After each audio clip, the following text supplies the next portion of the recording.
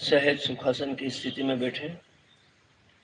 जो आसन हमारे लिए सर्वाधिक सुखदायी हो, उस अवस्था में समम काया शिरोग्रीवा, सिर गर्दन और रीढ़ एक सम अवस्था में रखकर बैठे। न झुक कर बैठे न तन कर बैठे, सहज सुखपूर्वक सीधा बैठे। सहजता से पलकें बंद कर लें। हृदय में अपने इष्ट का स्मरण कर लें। उनकी छवि अपने स्मृति पटल पर अंकित कर लें। उनके प्रति पूर्ण कृतज्ञता भाव, श्रद्धा भाव, समर्पण का भाव। सृष्टि के आदिभूत स्वरूप नागरूप ओंकार की आराधना। मेरे साथ स्वर में स्वर मिलाकर समवेत स्वर में 3 बार ओंकार का नाद करें। दोनों हाथ परस्पर जोड़ लें। लंबी गहरी श्वास भर लें।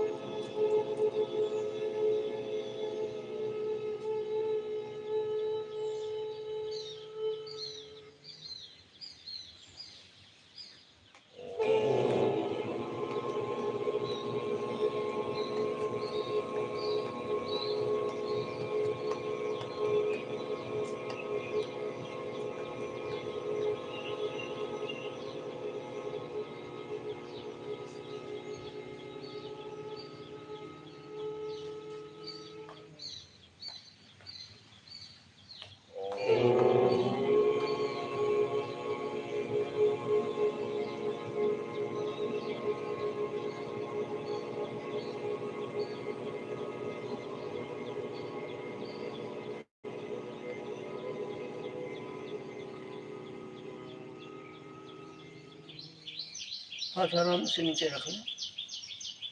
पलकें बंद ही रहने दें। सहज भाव से बह रही श्वास को अपने स्वाभाविक वेग से बहने दें। आती जाती वायु के स्पर्श नासिका छिद्रों पर अनुभव कर लें। आ रही श्वास के साथ देह में वायु के विस्तार को प्रवेश से गंतव्य तक, नासिका से कोशिका तक पूरे मार्ग पर विद्युतीय तरंगों की तरह बहते हुए अनुभव कर लें। और लौट रही प्रश्वास के साथ देह से वायु के निस्तार को, देह में वायु के उद्गम से निर्गम तक, कोशिका से नासिका तक पूरे मार्ग पर विपरीत दिशा से चुंबकीय तरंगों की तरह बहते हुए अनुभव कर लें। आ रही प्रत्येक श्वास के साथ देह के कण कण में व्याप्त हो जा रही, रोम रोम में समा रही, अणु परमाणु में विलय जा रही हमारे समुचे अस्तित्व के एक एक अंश अंश में घुल मिल जा रही परिपूर्णता को अनुभव कर लें। और लौट रही प्रश्वास के साथ देह के कण कण से, रोम रोम से, एक एक अणु परमाणु से, हमारे समुचे अस्तित्व के एक एक अंश अंश से अनुभव में आ रही रिक्तता को अनुभव कर लें। एक पल परिपूर्णता तो अगले पल रिक्तता। आती जाती वायु के इन प्रवाहों के वेग का, गति का अध्ययन करने के लिए अब श्वासों के साथ गिनती का प्रयोग प्रारंभ कर दें। अगले ही क्षण जैसे ही नासा छिद्रों पर वायु के प्रवेश का वह प्रथम स्पर्शपूर्ण अनुभव हो, मन ही मन गिनती गिनना शुरू कर दें। सहज प्रवाहित वायु, सतत प्रवाहित वायु धारा प्रवाह वेग से, निर्बाध गति से, निष्प्रयत्न भाव से बहकर अंदर चली आ रही है और ये उत्तरोत्तर फेफड़ों को वायु से परिपूर्ण करती जा रही है। अपने सहज प्रवाह में बहते हुए ये परिपूर्णता चरम बिंदु तक पहुंच गई। तब तक गिनती चले। इस चरम बिंदु पर स्वाभाविक रूप से प्रवाह की दिशा बदल जा रही है, गिनती भी बदल दें। वही सहज प्रवाह, वही धारा प्रवाह वेग, वही निर्बाध गति, वही निष्प्रयत्न भाव, किंतु दिशा विपरीत।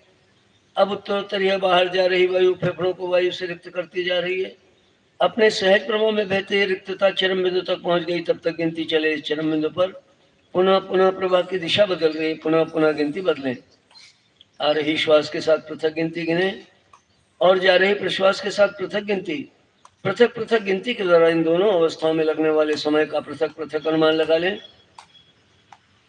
आने वाली श्वास कितने समय में अंदर आ रही है और उस अनुपात में जाने वाली प्रश्वास कितने समय में बाहर जा रही है, भली भांति जांच लें, परख लें, परीक्षण कर लें। इन दोनों अवस्थाओं के बीच परस्पर समय के अनुपातिक संबंध को जान लें। यही हमारी स्वाभाविक श्वसन लय है। अपनी स्वाभाविक श्वसन लय, नेचुरल ब्रीदिंग रिदम को पहचाने। अब इस स्वाभाविक श्वसन लय में एक परिवर्तन, एक रूपांतरण इस प्रकार घटित करना है कि श्वासों की यह लय एक उर्दू में बदल जाए, यह अनुपात एक उर्दू में रूपांतरित हो जाए, यानी जितना समय श्वास को आने में लग रहा है उससे 2 गुना समय प्रश्वास को निकलने में लगने लग जाए। और इस उद्देश्य के लिए अब हम अपने प्रश्वास को ध्यान दें। केवल और केवल प्रश्वास यानी श्वास बाहर जाने की क्रिया को कुछ इस प्रकार संस्कारित करेंगे, प्रशिक्षित, संयमित, नियंत्रित, नियमित और मंद करेंगे कि वह उत्तरोत्तर आने वाली श्वास की तुलना में मंद पड़ती जाए, और मंद होते होते मंद होते होते मंद होते होते यह इतनी धीमी हो जाए कि आने वाली हर स्वाभाविक श्वास की तुलना में जाने वाली हर स्वाभाविक प्रश्वास 2 गुना समय लेकर ही निकलने लगे। तो अगले ही क्षण जैसे ही नासा छिद्रों पर वायु के प्रवेश का वह प्रथम स्पर्श पुनः अनुभव हो, पुनः मानी मन गिनती गिनना शुरू। वही सहज प्रवाह, वही धारा प्रवाह वेग, वही निर्बाध गति, वही निष्प्रयत्न भाव, वही परिपूर्णता का चरम बिंदु। श्वास के अंदर आने में जितनी गिनती हुई है ठीक 2 गुना गिनती का लक्ष्य रखें। जैसे ही प्रश्वास निकलने प्रारंभ हो, अपनी आत्म चेतना का एक अंकुश नियंत्रण प्रश्वास की गति पर लगा दें। एक लगाम इस कुशलता से कसने की प्रवाह सतत निरंतर धारा प्रवाह जारी रहते हुए भी नियंत्रित और मंद रहे, किंतु ध्यान रहे रुक रुक कर टुकड़ों टुकड़ों में श्वास न निकले, वरन एक तेल की धार की तरह धारा प्रवाह बहती प्रश्वास नियंत्रित और मंद वेग से बहते हुए 2 गुना गिनती चलने तक निकले। बार बार यही प्रयोग दोहराते जाएं, बार बार यही प्रयोग दोहराते जाएं, बार बार यही प्रयोग दोहराते जाएं। गिनती चाहे हर बार बदलती है तो बदल जाने दें, किंतु अनुपात न बदले।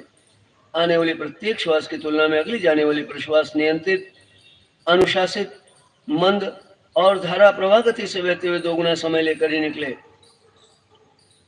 बार बार यही प्रयोग दोहराते जाएं, बार बार दोहराते जाएं, बार बार दोहराते जाएं। करत करत अभ्यास के जड़मति होत सुजान, रसरी आवत जाता है सिल पर पड़त निशान। हर अगली पुनरावृत्ति के साथ हमारा श्वसन तंत्र इस नवीन बदली हुई श्वसन प्रक्रिया का अभ्यस्त होता जा रहा है।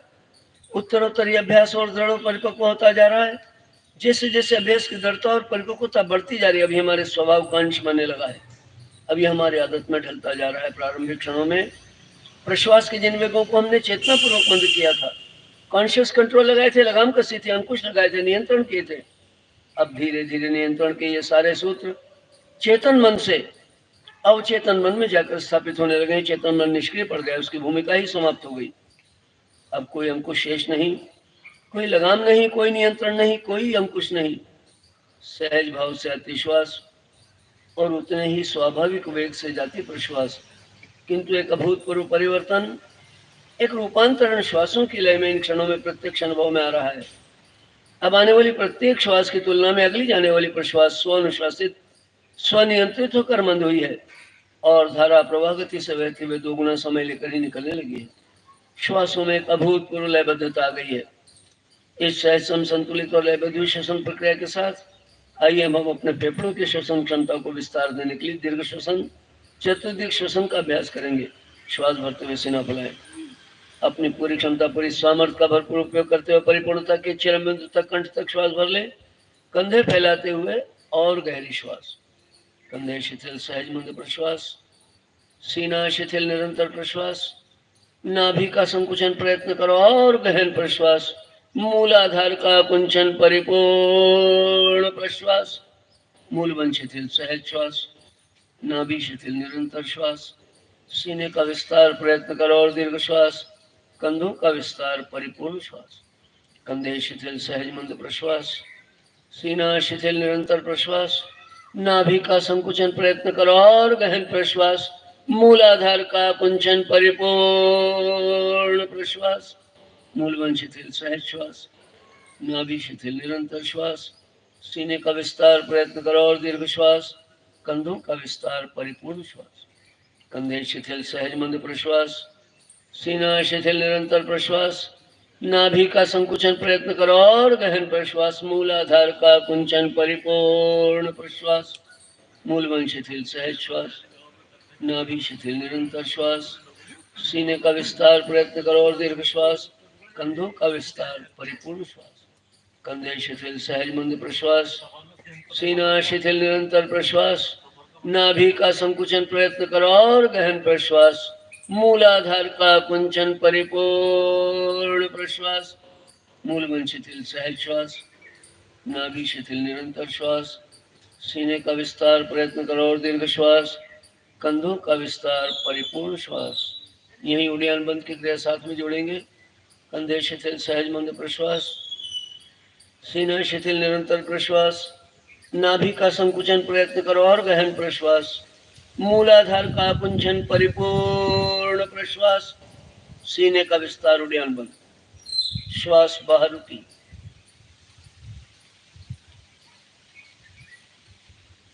धीरे से सीना शिथिल, नाभि शिथिल, मूल बंद शिथिल। सहज साधारण श्वास, सहज साधारण श्वास। पुनः एक बार दोहराएंगे यही उड़ान बंद की क्रिया। श्वास भरते हुए सीना फैलाएं, कंधे फैलाते हुए परिपूर्ण श्वास। कंधे शिथिल, सहज मंद प्रश्वास। सीना शिथिल, निरंतर प्रश्वास। नाभि का संकुचन, प्रयत्न करो और गहन प्रश्वास। मूलाधार का कुंचन, परिपूर्ण प्रश्वास। सीने का विस्तार, उड़ान बंद। श्वास बाहर रुकी। धीरे से सीना ढीला, नाभि ढीली, मूल बंद ढीला। सहज साधारण श्वास, सहज साधारण श्वास। स्वर परीक्षण कर लें, मुद्रा धारण कर लें। जो स्वर तीव्र वेग से चल रहा है उससे प्रारंभ करेंगे। अनुलोम विलोम की लगातार 5 आवृत्तियां। कितने लोग हैं जिन्होंने घर पे किया कुछ? आज बड़ा उत्साहजनक है। और ऐसे ही उत्साह आप सबके मन में बना रहे, और परिणाम अगर आते जाएंगे तो वैसे भी स्वभावतः आप जुड़ते चले जाओगे। फिर हमें कहने की जरूरत नहीं कि आप जुड़ो इससे। अपने आप जब नित्य करने लगेंगे तो परिणाम भी दिखने लगेंगे। तो जो स्वर तीव्र वेग से चल रहा है उसे खुला रखें, जो मंद है उसको बंद कर लें। जिस स्वर को खुला रखा है उस स्वर से परिपूर्ण पूरक करांतर कुंभक करें।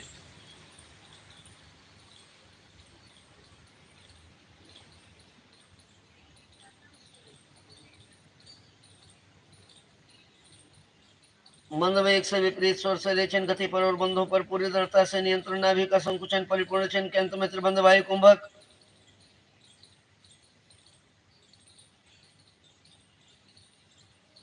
विपरीत क्रम से बंध शिथिल। जिस स्वर से रेचन कर वायु कुंभक किया था उसी स्वर से परिपूर्ण पूरक अंतर कुंभक।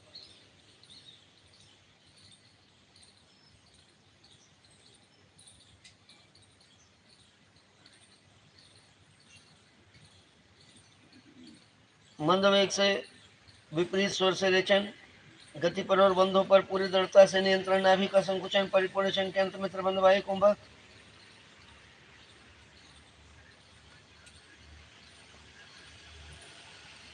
विपरीत क्रम से बंध शिथिल। एक आवृत्ति पूर्ण हुई, दूसरी आवृत्ति प्रारंभ। जिस स्वर से विरेचन कर वायु कुंभक किया था उसी स्वर से परिपूर्ण पूरक अंतर कुंभक।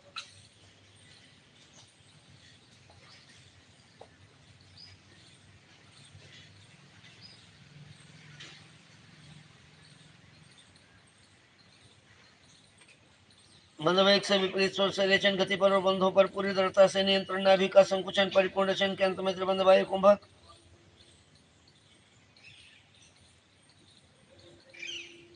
विपरीत क्रम से बंध शिथिल। जिस स्वर से रेचन कर वायु कुंभक किया उसी स्वर से परिपूर्ण पूरक अंतर कुंभक।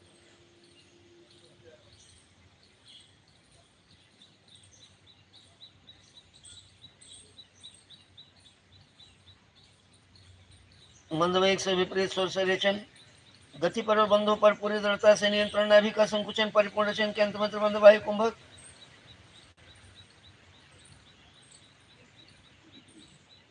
विपरीत क्रम से बंध शिथिल। 2 आवृत्ति पूर्ण हुई, तीसरी प्रारंभ। जिस स्वर से रेचन किया पुनः उसी स्वर से परिपूर्ण पूरक अंतर कुंभक।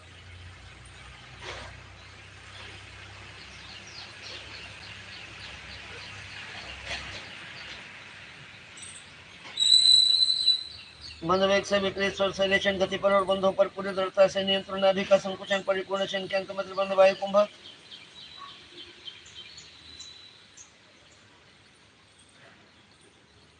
विपरीत क्रम से बंध शिथिल। जिस स्वर से रेचन कर वायु कुंभक किया उसी स्वर से परिपूर्ण पूरक अंतर कुंभक।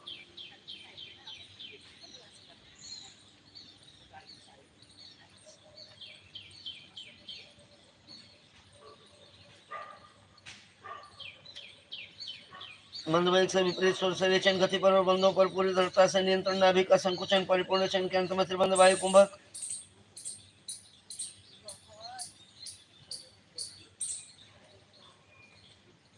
विपरीत क्रम संबंध शिथिल, जिस स्वर से रेचन कर वायु कुंभक किया था, चौथी आवृत्ति प्रारंभ, पुनः उसी स्वर से परिपूर्ण पूरक अंतर कुंभक।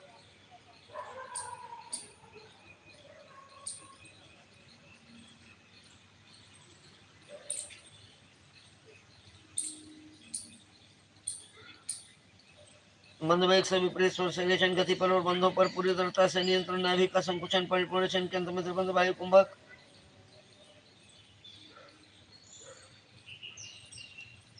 विपरीत क्रम संबंध शिथिल, जिस स्वर से रेचन कर वायु कुंभक किया, उसी स्वर से परिपूर्ण पूरक अंतर कुंभक।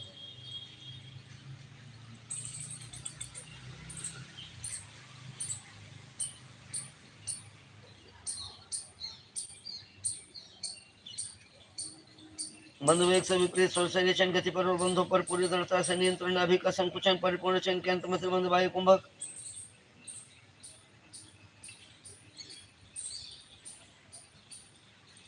विपरीत क्रम संबंध शिथिल, अंतिम पांचवी आवृत्ति, जिस स्वर से रेचन कर वायु कुंभक किया, उसी स्वर से परिपूर्ण पूरक अंतर कुंभक।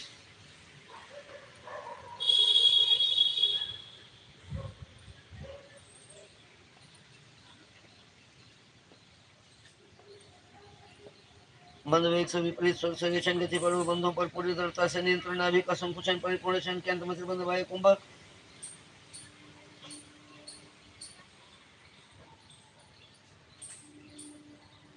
विपरीत क्रम संबंध शिथिल, जिस स्वर से रेचन कर वायु कुंभक किया, उसी स्वर से परिपूर्ण पूरक अंतर कुंभक।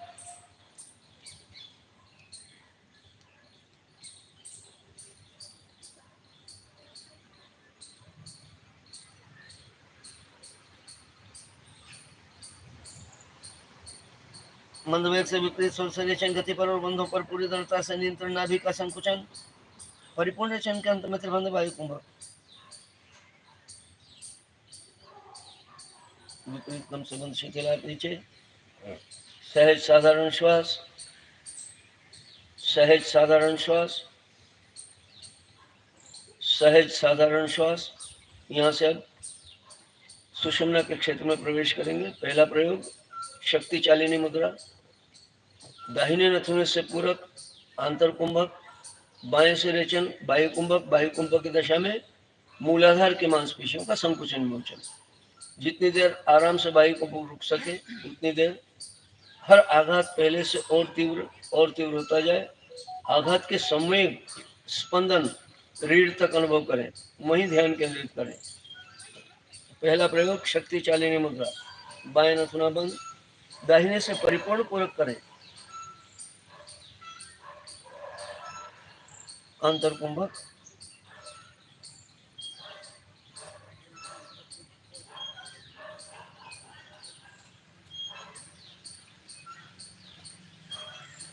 मंदवेग से बाएं स्वर से रेचन गति पर और बंधों पर पूरी दृढ़ता से नियंत्रण, नाभि का संकुचन, परिपूर्ण चन के अंत में त्रिबंध वायु कुंभक की दशा में बलपूर्वक मूलाधार की मांसपेशियों का संकुचन मोचन बार बार पूरी शक्ति से दोहराएं जब तक वायु कुंभक रह सके। आघात और तीव्र होते जाए, और जोरदार ऊपर संकुचन और तीव्र आघात जब तक श्वास बाहर रुकी हुई। समाप्त। विपरीत क्रम संबंध शिथिल, सहज साधारण श्वास, मांसपेशियों के संकुचन और विस्तार से उत्पन्न करेंगे। इन मांसपेशियों के स्नायुविक नियंत्रण केंद्र तक रीढ़ के अंतिम छोर पर जिस बिंदु पर घनीभूत हुए वहीं लक्ष्य केंद्रित कर दें। केवल मात्र उसी का चिंतन, मन उसी का दर्शन करें। जिस बिंदु पर इस समय घनीभूत हुए हैं वही मूलाधार चक्र है। मूलाधार चक्र की स्पष्ट पहचान, प्रत्यक्ष बोध, साक्षात दर्शन, पहचान इतनी स्पष्ट हो गई है कि अब केवल संकल्प मात्र से, केवल स्मरण मात्र से मन प्राण चेतना की समूची ऊर्जा उसी बिंदु पर घनीभूत होकर स्पंदित होने लगी है। उत्तर प्रचंड होते, सौम्य तीव्र होते स्पंदन उन्हें आत्मसात करें। एक बार पुनः दोहराएंगे यही क्रिया, शक्ति चालिनी मुद्रा, बाएं नथुना बंद, दाहिने से परिपूर्ण पूरक आंतर कुंभक।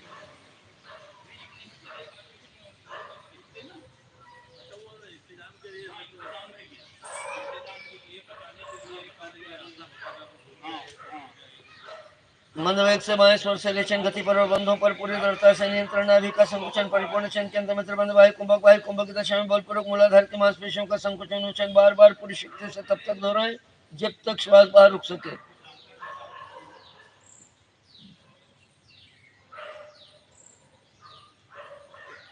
उत्तर उत्तर तीव्र होते आघात।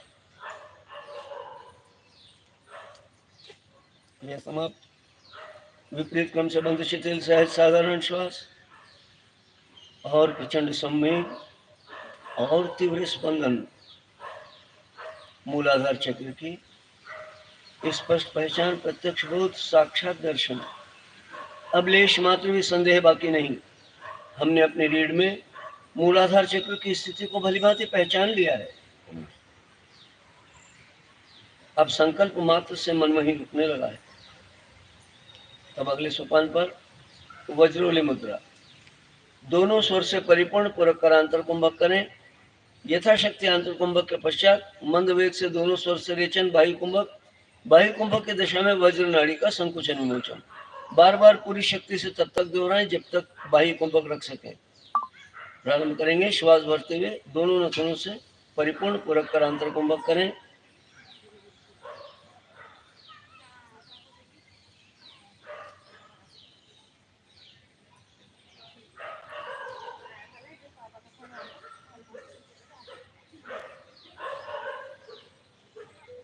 मंद वेग से दोनों स्वर से रेचन गति पर और बंधों पर पूरी दृढ़ता से नियंत्रण, नाभि का संकुचन, परिपूर्ण चयन के अंत में त्रिबंध बाह्य कुंभक की दशा में बलपूर्वक वज्र नाड़ी का संकुचन विमोचन। बार बार पूरी शक्ति से तब तक दोहराएं जब तक श्वास बाहर रुक सके।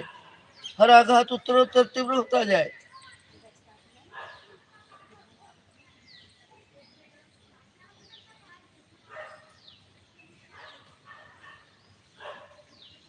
तो ये समाप्त।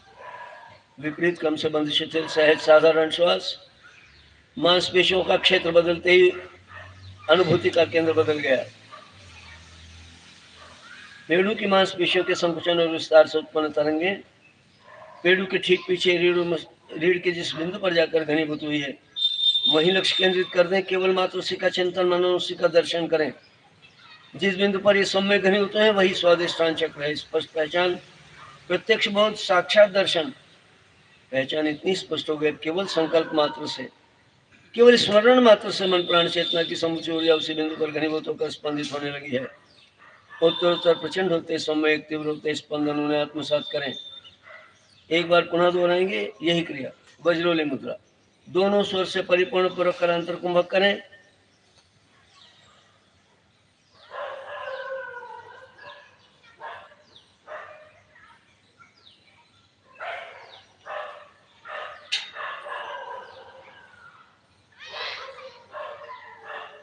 मंद वेग से दोनों स्वर से रेचन गति पर और बंधों पर पूरी दृढ़ता से नियंत्रण, नाभि का संकुचन, परिपूर्ण चयन के अंत में त्रिबंध बाह्य कुंभक की दशा में बलपूर्वक वज्र नाड़ी का संकुचन विमोचन। बार बार पूरी शक्ति से दोहराएं तब तक जब तक बाह्य कुंभक रह सके।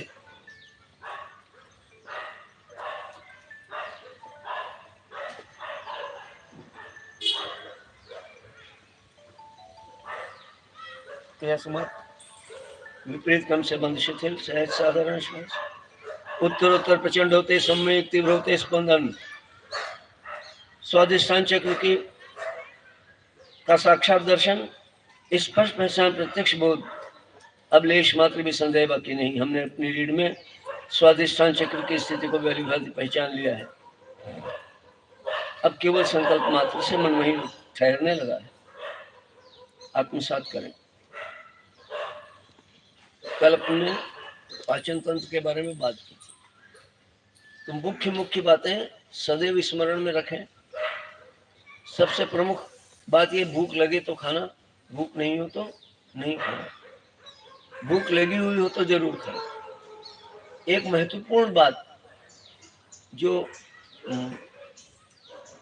अगर पालन कर ली जाए तो पाचन से संबंधित कोई समस्या कभी होगी ही नहीं, और वो है अपनी भूख का 1/4 कम खाना। हम सब अत्याहार से पीड़ित हैं। थोड़ा भी सुस्वादु कुछ कहीं मिल गया तो, और ये स्वाद वाला मामला बड़ा गड़बड़ है। हमको लगता है कि हम स्वाद के पीछे भाग रहे हैं, पर वास्तव में स्वाद मिल रहा है क्या? स्वाद कोर दर कोर घटता चला जाता। पहला कोर जो खाया था उसकी जो अनुभूति थी, उसकी जो उससे जो फीलिंग आया था दूसरे कोर में नहीं था, जबकि वो जाके मेमोरी में आपके बैठ गया। आपने कोई भी एक जो चीज़ आपको बहुत ज़्यादा पसंद है, आपने पहला कोर खाया, आपको तृप्ति हुई उससे, आपको जो सेटिस्फेक्शन मिला, दूसरे कोर में भी आप वही डिमांड करते हो, लेकिन चूंकि पहले कुछ थोड़ा सा सेटिस्फेक्शन मिल चुका है, अब वो स्तर नहीं आता सेटिस्फेक्शन। आपको रसगुल्ला बहुत पसंद है, एक खाया, मन तृप्त हो गया, दूसरा खाने में थोड़ा सा कुछ कमी लगी, 6, 7, 8, 10 तक जाते जाते आप भी वही हो, रसगुल्ला भी वही है, वोमिटिंग शुरू हो जाए। वही रसगुल्ला खा रहे हो जो आपको बहुत पसंद है, एक लिमिट है, सर्टेन लिमिट, उसके आगे जैसे ही क्रॉस करते हो तो ये हर कोर के साथ घटती चली जाती है स्वाद वाली। तो इसलिए इस स्वाद को जो आपको भरमाता है, पीछे नहीं दौड़ना, स्वाद ही भरमाता है, वही अत्याहार की तरफ धकेलता है। और आप सोचते अभी तो खा लो, कल की कल देखेंगे, कल आप देखने लायक नहीं रहते, आपकी स्थिति दयनीय हो जाती है, कभी एसिडिटी हो जाती है, कभी कब्ज हो जाती है, कभी तमाम समस्या। तो अपनी आहार क्षमता का 1/4 सदैव कम खाना, एक नियम बना लो। आपकी डाइट कितनी है वो कैसे पता चलेगा? आपको तृप्ति हो जाती है तो अंदर आपके उसके इंडिकेशन आपको अंदर से मिलने लगते हैं कि बस अब हो गया। ये हो गया वाला जो बिंदु है, इसको कभी छूना ही नहीं, उससे थोड़ा पहले ही रुक जाना। अगर थोड़ी सी भूख खाली छोड़ दी तो दूसरे समय जब खाने का मौका आएगा, तब तक आपका पाचन तंत्र इतना तैयार होगा उसको पचाने के लिए, और आपको भूख इतनी अच्छी लगी हुई होगी, वास्तव में हमने भूख का आनंद लेना ही भूल गए। हम आहार के प्रति सजगता नहीं होने के कारण अक्सर हम भूख का आनंद लेना भूल गए, क्योंकि पहले ही इतने ओवरलोड हो जाते हैं कि अगले समय जब भोजन का समय आता है तब तक हम बड़े विचार में पड़ते हैं कि भोजन करें या नहीं करें। और जब जब मन में संशय हो, खाऊं या नहीं खाऊं, तो नहीं खाऊं को चुनो। जब जब मन में संशय हो, जाऊं कि नहीं जाऊं शौच के लिए, तो जरूर जाऊं को चुनो। सारे स्वाभाविक वेग, जितने प्राकृतिक वेग हैं, उनमें से किसी को भी कभी भी नहीं रोकना, न भूख प्यास को, न निद्रा को। उबासी आती है, छींक आती है, हम कई प्रवाहों को रोक लेते हैं, इनको कभी भी नहीं रोकना। ये आपके शरीर को दोषों से मुक्त कर रहे हैं।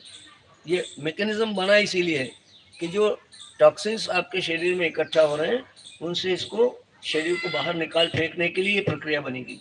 तो इसलिए ये किसी भी अधारणीय वेगों को धारण नहीं करना, ये अधारणीय वेग है। तो भूख भी उसमें से एक है, तो भूखे रहना नहीं।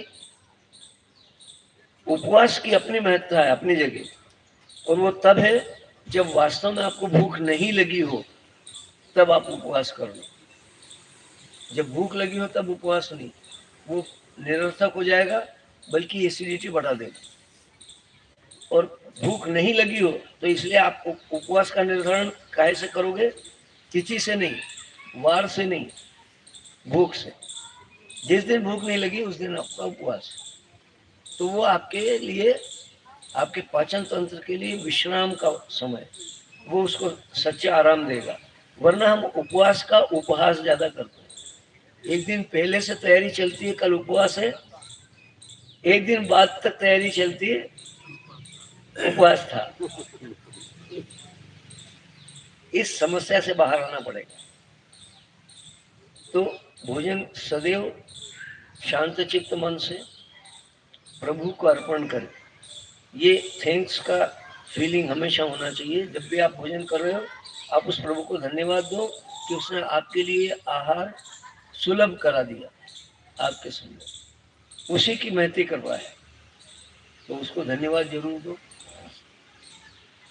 अब पाचन तंत्र के इन प्रयोगों को हमने 3 स्तरों में बांटा है।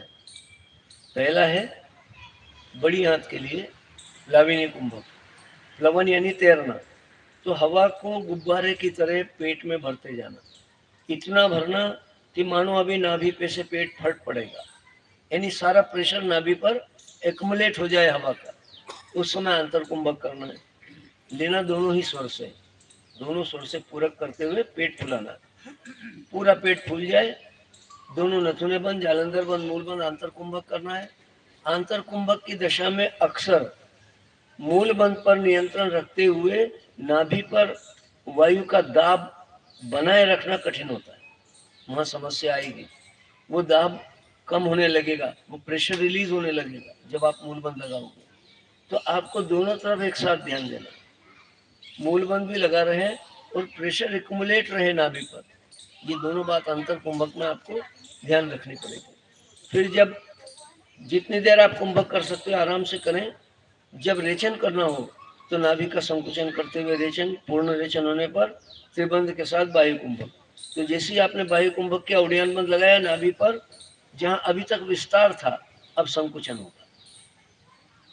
बिल्कुल विपरीत स्थिति है। पहले हमने क्या किया, विस्तार दिया, नाभि को खूब पेट फुलाया और नाभि को वायु के दबाव से विस्तारित कर दिया। अब हम संकुचित कर रहे हैं। तो ये विस्तार और संकुचन ही तो मूल प्रक्रिया है, पाचन की मूल प्रक्रिया यही है। चाहे स्टमक हो वहाँ भी विस्तार और संकुचन हो रहा है, चाहे आते हो वहाँ भी विस्तार और संकुचन हो रहा है। तो विस्तार और संकुचन की प्रक्रिया जितनी बेहतर होगी उतना पाचन अच्छा होगा। और मल तो शरीर में रुकेगा ही नहीं, हाथों को खींच दिया और सिकोड़ दिया, तो जितना दीवारों पर चिपका हुआ मल शेष रह गया जो सड़ रहा है वहाँ पे, वो छिटक जाएगा और निकाल दिया जाएगा। और ये प्रक्रिया बिना कुंभक के भी आप कर सकते हो। प्रातः काल सुबह जैसे ही आपकी जाग हो, उठो, आप 3 से 4 गिलास पानी वहीं बिस्तर पर बैठे बैठे ही पी लो, बगैर कुल्ला की। और उसके तुरंत बाद आप ये प्रक्रिया केवल श्वास के साथ करो। श्वास भरा, खूब पेट फुलाया, 1-2 सेकंड के लिए रोका, फिर पूरा श्वास बाहर निकाला, पेट अंदर दबाया, 2 सेकंड के लिए वहां रोक लिया। ऐसा 10 से 20 बार करना। पुरानी से पुरानी जमी हुई कब्ज भी होगी तो इतनी हलचल होगी पानी की अंदर हाथों में कि वो सब ड्रेन आउट हो जाएगा। तो ये नियमित करना शुरू कर, जिनको भी कब्ज की समस्या है। और कब्ज ऐसी समस्या है जिसको कई लोग मानते नहीं है लेकिन होती है उनको। उनको लगता है कि हम बड़ा पाचन हमारा अच्छा है और हमारे को कब्ज की कोई समस्या नहीं, लेकिन अक्सर उनको भी देखा है कि एक स्ट्रोक में बाउल क्लियर नहीं होता। सबसे बेहतर स्थिति तो ये है कि जैसे ही जाग हो आप, आपकी पोजीशन जैसे हॉरिजॉन्टल से वर्टिकल हो, इतना प्रेशर क्रिएट हो जाना चाहिए कि तुरंत आपको केवल वॉशरूम की तरफ भागना पड़े। और ज्यादा इंतजार करने का काम नहीं, तुरंत गए और वापस बाहर, इतनी देर में पूरी प्रक्रिया घटित हो जाए। यानी बाउल इतना आपका प्रेशर वहाँ इतना बन जाए कि वो एक धक्के में निकाल के फेंक दे सारी गंदगी।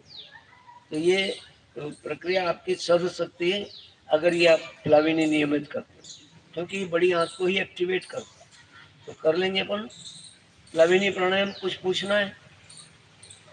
श्वास भरते हुए पेट को फुलाओ, गुब्बारे की तरह, नाक से दोनों नथुनों से श्वास अंदर आएगा और नाभि फूलती जाएगी, पूरा दबाव नाभि पर। अब अंदर रोक ले, दोनों नथुने बंद, जालंधर बंद, मूल बंद।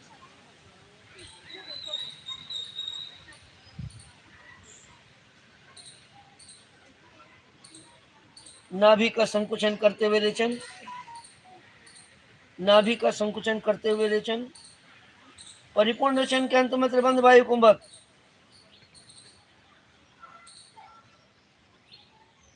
विपरीत क्रम से बंद शिथिल, सहज साधारण श्वास, सहज साधारण श्वास।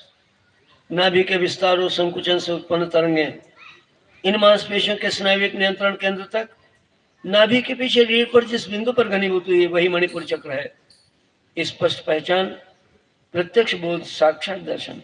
उस संकुचन और विस्तार की तरंगे महसूस हुई। जैसे ही आप बाह्य कुंभक में गए, उड़ियान बंद लगाया, नाभि पूरी जो खींच करके, जैसे डोर किसी ने बांध के पीछे खींची हो, कहाँ वो कॉन्ट्रेक्शन आपको फील हो रहा है, बस वहां ध्यान देना, वही मणिपुर चक्र है, उसको पहचान लेना अच्छे से। एक बार वो रिपीट करेंगे इस क्रिया को। श्वास भरे पेट फुलाएं, जितना दाब घनीभूत कर सकते हैं नाभि पर कर दें, आंतर कुंभक।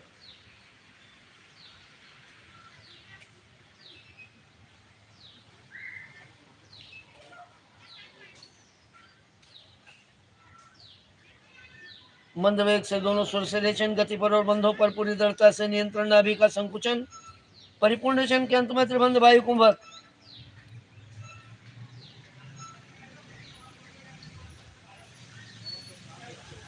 विपरीत क्रम से बंध शिथिल, सहज साधारण श्वास, सहज साधारण श्वास, उत्तरोत्तर प्रचंड होते सम्मेद, तीव्र होते स्पंदन। हलचल मालूम पड़ रही पेट में, नाभि पे तो हलचल हो ही रही, और उसकी तरंगे पीछे रीढ़ तक जाती, उसको अनुभव करना, मणिपुर चक्र की स्पष्ट अनुभूति हो जाए।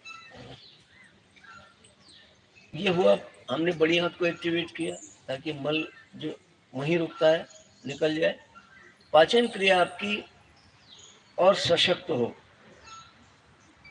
जठराग्नि प्रदीप्त हो। जठराग्नि किसको कहते हैं? जो पाचन में, पाचन की प्रक्रिया है वो कैसे गठित होती है? विभिन्न रसायन आंतों में आकर के जब आपके आहार के साथ सम्मिश्रण होता है, उनका केमिकल रिएक्शन होता है, वो पाचन की प्रक्रिया है। तो ये गति अगर मंद पड़ जाती है, इंटेस्टाइनल मूवमेंट अगर स्लो हो जाए, तो ये जठराग्नि मंद होने के लक्षण है।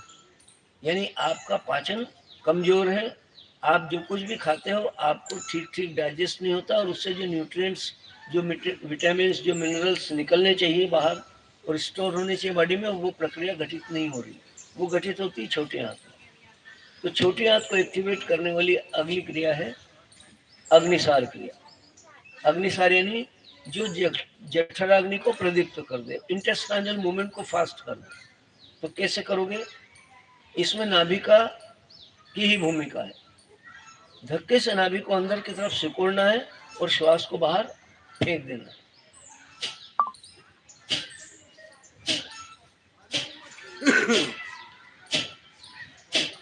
इसी क्रिया को किसी भिन्न नाम से आप करते रहे हो, वास्तव में ये जठराग्नि को प्रदीप्त करने की क्रिया है। इसका संबंध पाचन से है, कपाल से नहीं है।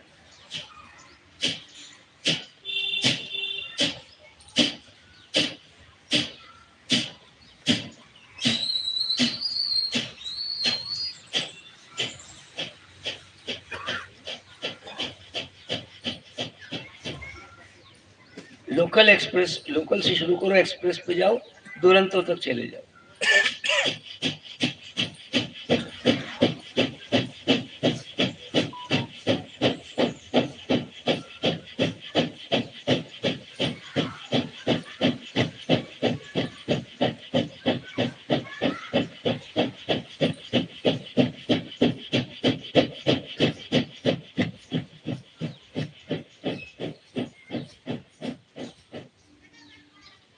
नाभि का संकुचन और विस्तार, संकुचन और विस्तार, तो मध्य में ही है। आंतें सारी आपकी यहीं पर लोकेटेड है। जितना ये मूवमेंट फास्ट होगा उतनी आंतों में गति और उतना ही पाचन बेहतर होगा। तो ये क्रिया तो सरल है, सबको पता भी है पहले से, भले नाम अलग था तो क्या हुआ, क्रिया तो यही है। तो ये समझ में भी बराबर कर लो। एक बार और धीरे धीरे शुरू करो और गति बढ़ाओ एकदम।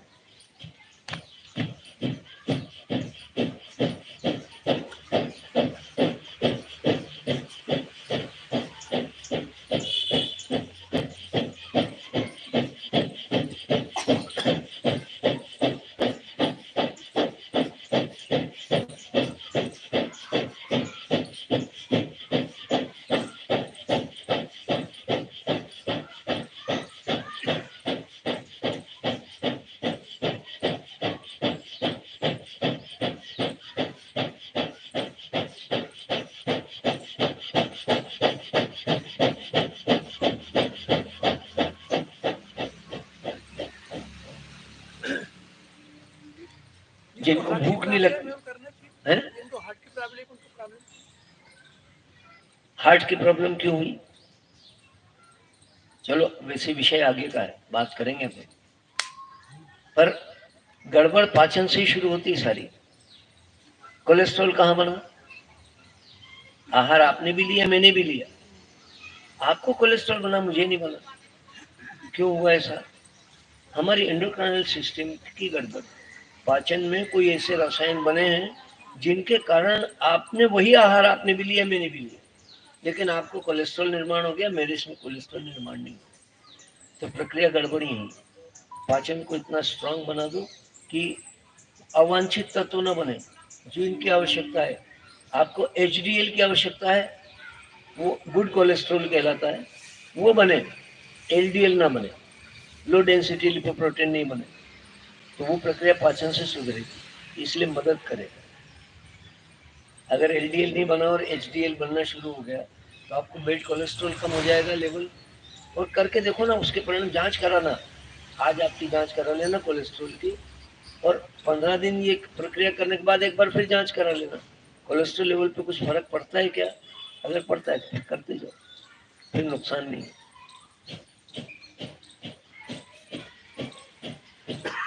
भूख अच्छी लगेगी, बेस्वाद खाना भी स्वाद लगेगा। भूख अंदर लगी हो तो खाने का स्वाद ना, भूख ही लगी हो, कितने भी अच्छे व्यंजन आपके सामने कोई परोस दे, भूख ही नहीं लगी हुई हो तो मजा नहीं आएगा।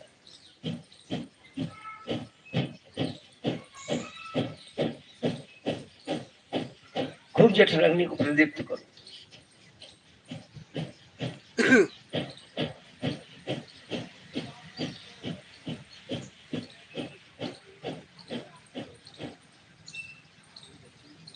अगला प्रयोग, हमने अभी अपने आंतों को, बड़ी आंत को और छोटी आंत को एक्टिवेट किया है, स्वस्थ किया, क्रियाशील बनाया।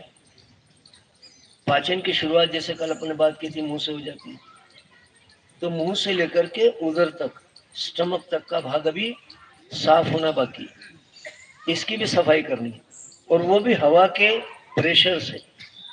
अभी हमने वायु का ही उपयोग किया ना, चाहे मसल्स को स्ट्रेच किया हो, कॉन्ट्रैक्ट किया हो, पर उपयोग किसका किया है? वायु का।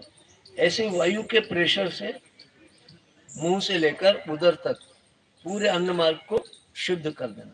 तो वायु अगर अन्न मार्ग में जाएगा और बाहर आएगा तो सफाई होगी, लेकिन अन्न मार्ग बना तो नहीं वायु के लिए। अगर वायु अन्न मार्ग में जा रहा है तो वहां प्रवाहित नहीं होगा, वहां से आगे नहीं जा पाएगा, बल्कि सारी आपकी वहां पर पूरी सेंसर्स हैं, सारी मांसपेशियों को विपरीत दिशा में एक्टिवेट कर देंगे। आपके आहार को जब मुंह से आप ग्रहण करते हो और कंठ से निगलते हो तो नीचे कौन ले जाता है? ये मांसपेशियां जो अन्न नली की है, इनमें एक लहर पैदा होती है जो इसको नीचे स्टमक तक धकेल देती है। तो ये जो नीचे की तरफ लहरें चल रही है, अगर वायु अंदर गया तो जैसे वो सेंसर्स वायु को पहचान लेते हैं कि ये वायु तो यहाँ कैसे आ गया, ये इसके लिए तो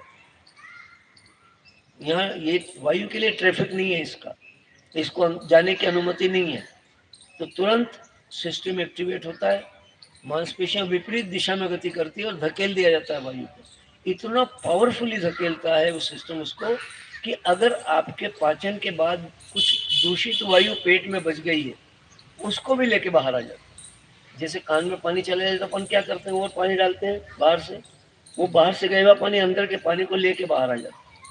अक्सर कभी कभी स्नान करते समय, स्विमिंग करते समय कान में पानी चला जाता है, अपन बाहर से और पानी डाल देते हैं। ऐसे अंदर दूषित हवा पेट में बची हुई है पाचन के बाद, जो निकल नहीं रही है, अफारा हो रहा है, बदहजमी हो रही है, वायु का भक्षण करो, हवा को निकलो। तो जैसे वन वे ट्रैफिक में घुस जाते हो सिपाही की नजर बचा के, ऐसे वायु को वायु नली में न ले जाते हुए, वायु स्वाभाविक रूप से तो वायु की नली में जाएगी, पर उसको उधर वेंट पाइप की तरफ न ले जाते हुए अन्न नली में उतार देना।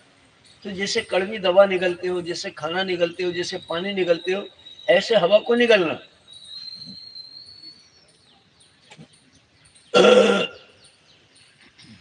अंदर गया, सिस्टम ने तुरंत रिएक्ट किया, धकेल दिया बाहर, डकार आ गई जोर से।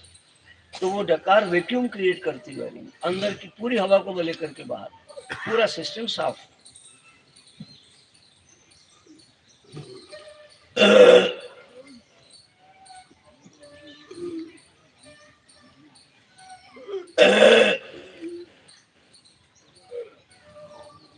हवा खाना सीखो।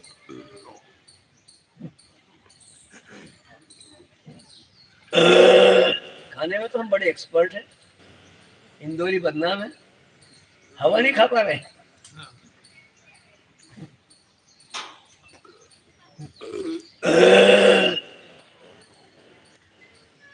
रुक ही नहीं सकती, अगर अन्ननली में वायु गई है तो किसी हालत में नहीं रुक सकती, उसको बाहर आना ही है। और पूरे वेग से आता है, डकार आती जोर से, सारा उसी समय आपको एकदम हल्कापन लगेगा कि अंदर सब शून्य हो गया, सारा भार निकल गया। ये कंठ ऊपर नीचे चल रहा है, ये प्रेस कर रहा है वायु, इसी से तो निकलते हैं ना हम, खाना भी यहीं से निकलते हैं।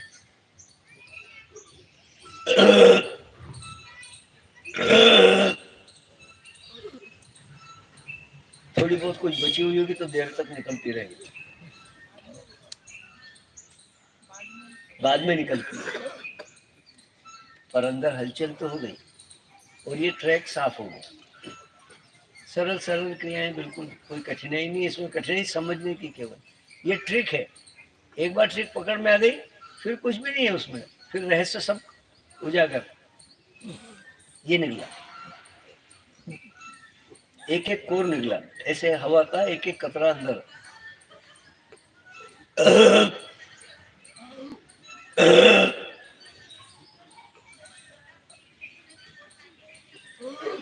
जब तक हवा को खींचने की कोशिश करते रहोगे वो हवा श्वास नली में जाएगी, खींचने की कोशिश नहीं, कंठ से उतारने का एक्शन है केवल। ये नीचे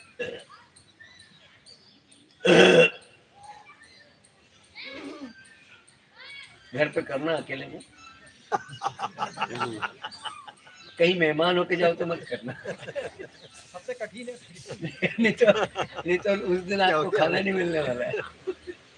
घर वाले तो फिर भी समझ जाएंगे योग क्लास जा रहे हैं, पागलपुर सीख के आए, दे दो खाना। कहीं मेहमान हो जाओ वहां ये कर लेना। नहीं खाने की इच्छा हो किसी दिन तो खूब अच्छे से करना, तो कोई आग्रह नहीं करेगा आपको ज्यादा। इससे आगे चले, अगली स्टेप हमारी, अगली स्टेप हमारी अब किसका क्रम है? मूलाधार, स्वादिष्ठान, मणिपुर। मणिपुर के लिए 3 किया है कि हमने, प्लाविनी, अग्निसार और वायु भक्षण। अब अगला क्रम आया अनाहत चक्र का, बात आ गई आपकी। अनाहत चक्र हमारे हृदय और फेफड़ों की गतिविधियों को कमांड करता है। हृदय क्या है? पंप है, फ्लूइड पंप। ये फ्लूइड को सर्कुलेट करता है पूरी बॉडी में, एक दिशा से खींचता है दूसरी दिशा में फेंक देता है, और इसी बीच में प्यूरिफिकेशन होता रहता है, उसका ऑक्सीडेशन होता रहता है। जो ऑक्सीजनेट ब्लड है वो शरीर में फेंक दिया जाता है, फैला दिया जाता है, और डीऑक्सीजनेट ब्लड वापस लंग्स की तरफ भेज दिया जाता है। तो ये हमारा फ्लूइड पंप है, ये फ्लूइड को सर्कुलेट करता है ब्लड को पूरी बॉडी में। लंग्स क्या है? दोनों एक ही जगह इंस्टॉल किए हैं, वायु को एक दिशा से खींचना और दूसरी दिशा में भेज देना। कंप्रेशर यही करता है। आपके कॉलोनी की ड्रेनेज लाइन चौक हो गई, आप प्रेसिडेंट हो, क्या करोगे? लोग आपको बार बार फोन कर रहे हैं, सर ड्रेनेज लाइन चौक हो गई, मेरा बाथरूम खराब हो रहा है, मेरा ये मेरा वो, हमारे आंगन में पानी फैल गया है। क्या करोगे आप? नगर निगम को फोन करोगे ना, और क्या करोगे? नगर निगम क्या करेगा, एक व्हीकल भेजता है, गाड़ी, जिसमें 2 चीजें लगी हुई है, एक फ्लूइड पंप है और एक कंप्रेशर है। वो दोनों को इंसर्ट करते हैं ड्रेनेज में, ऑन किया, धड़धड़ाता हुआ पानी और धड़धड़ाती हुई हवा जब एक साथ उस ड्रेनेज लाइन में प्रेशर के साथ जाती है, सारे कचरे को लेकर के दूसरी तरफ से बाहर।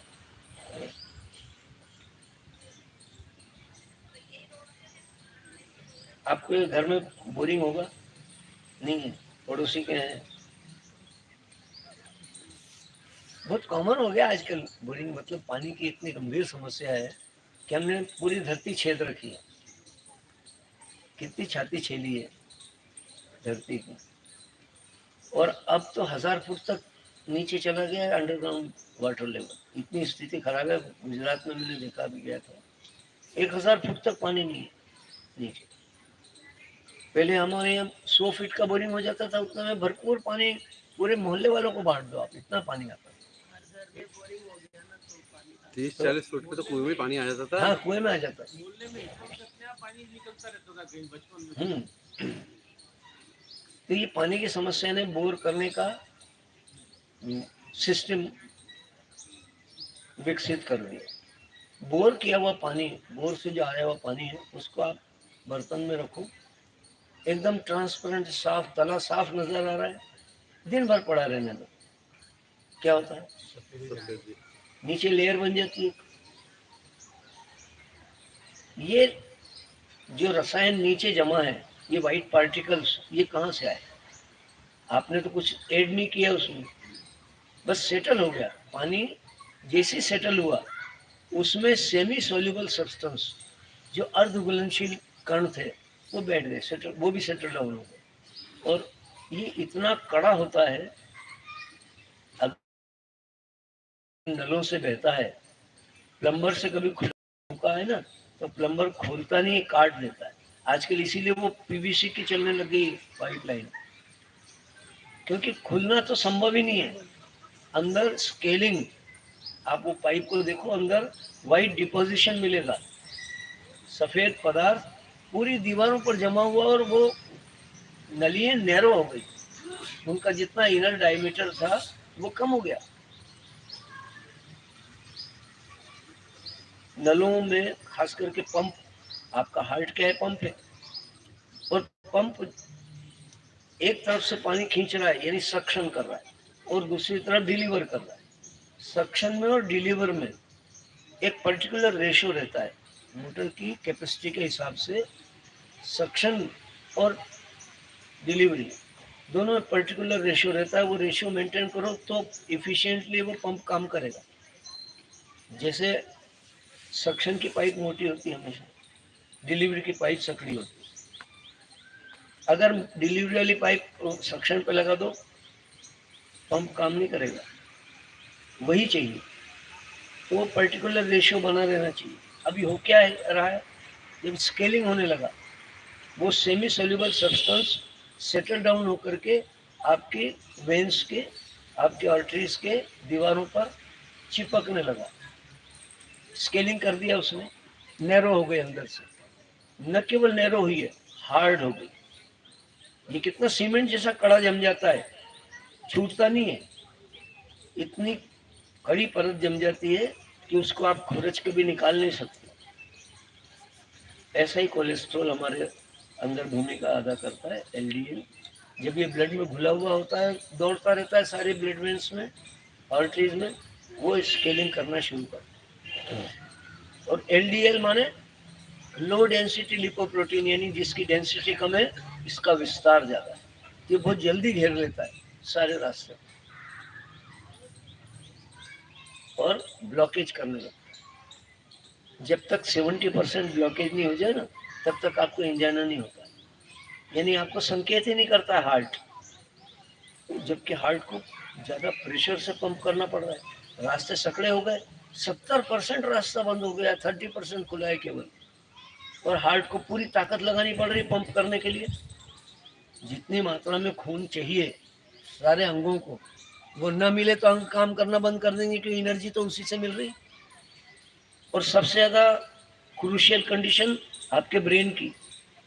आप जितना ब्लड दौड़ रहा है आपके शरीर में और जितनी एनर्जी पूरे शरीर में फ्लो हो रही है, उसका 75% कंज्यूम करता है आपका ब्रेन। 25% में पूरे शरीर का काम चल जाता है। 75% ऊर्जा इसको लगती है। तो और इसीलिए पंप करना पड़ता है इसको, हार्ट को, ब्लड बार बार। अब अगर सारी नलियां सकड़ी हो गई, सिकुड़ गई और हार्ड हो गई, फ्लेक्सिबल रहती है तो वो आपके प्रेशर को रिस्टोर कर देती है। लेकिन हार्ड हो गई तो अब प्रेशर ट्रांसफर नहीं हो रहा है, तो प्रेशर बढ़ता जा रहा है, हाई ब्लड प्रेशर हो रहा है। फिर धीरे धीरे जब ज़्यादा ब्लॉकेज होने लगा, एंजाइना हुआ हार्ट पर।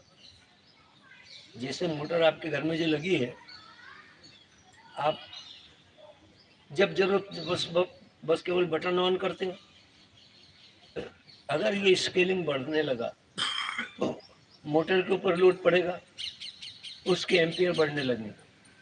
आप मार्क कर लेना, एम्पियर बढ़ने लगे, आपने ध्यान नहीं दिया, इग्नोर किया, धीरे धीरे मोटर गर्म होने लगे।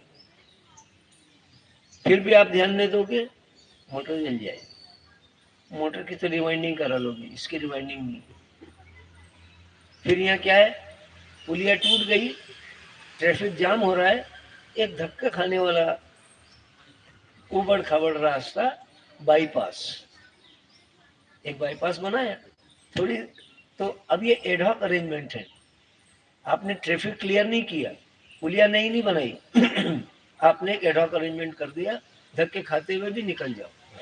वो ब्लड जैसे तैसे येन केन प्रकार मिलने लगा हार्ट।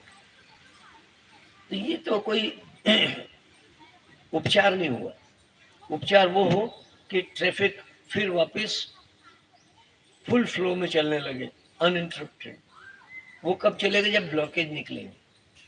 तो जैसे ड्रेनेज लाइन साफ करने के लिए कंप्रेशर और फ्लूइड पंप दोनों के ताकत को एक साथ उपयोग करके ड्रेनेज को साफ किया, ऐसे आप आपके इन आर्टरीज को और वेन्स को क्लीन कर सकते हो। प्रेशर से ब्लड का फ्लो बढ़ाना आपको अपने आर्टरीज। अब आप कहोगे कि ये हार्ट पेशेंट के लिए कैसे उपयोगी हुआ। वास्तव में ये ट्रीटमेंट है, ये ब्लॉकेज निकल जाने चाहिए। स्टेंट लगा देना या बाईपास कर देना ट्रीटमेंट नहीं है, एडहॉक अरेंजमेंट है। जिनके स्टेंट लगे होते हैं वो स्टेंट एक फॉरेन बॉडी है, शरीर का अंग नहीं है।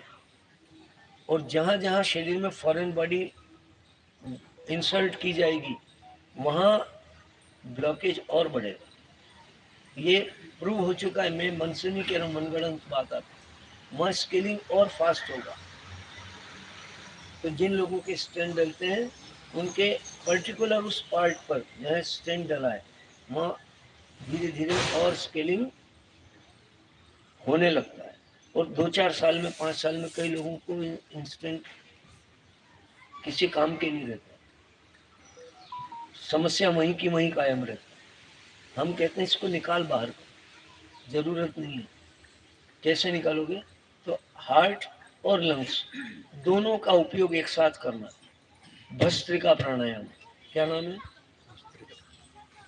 क्रिया का नाम है भस्त्रिका प्राणायाम।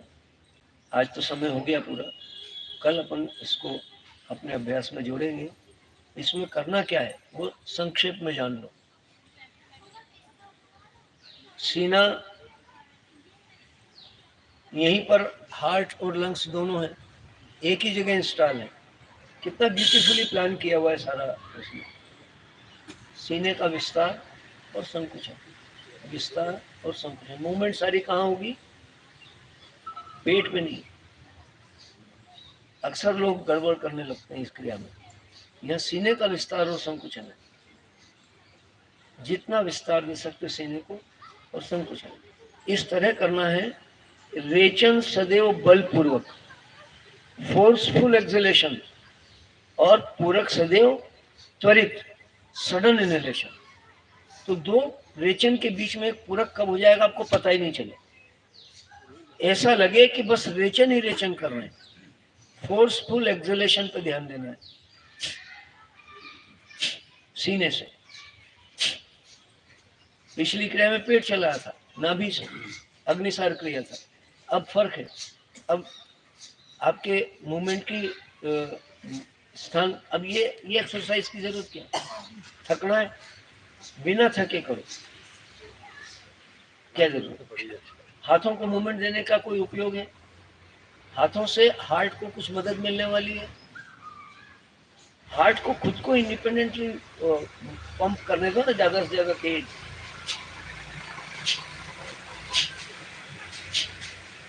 जब पेट अंदर जा रहा है और श्वास बाहर आ रहा है तो आपकी दिशा गलत है। पेट बाहर आना चाहिए और श्वास बाहर, पेट बाहर श्वास बाहर।